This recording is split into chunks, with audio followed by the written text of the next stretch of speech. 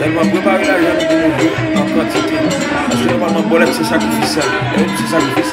Ça va mettre chez nous qui pour passer. Ça veut dire exactement bolette, c'est pas un bagage qui est facile. Et pour représenter devant l'esprit, on fait nous notre bolette. C'est pas un bagage qui est petit, c'est pas un bagage qui est léger.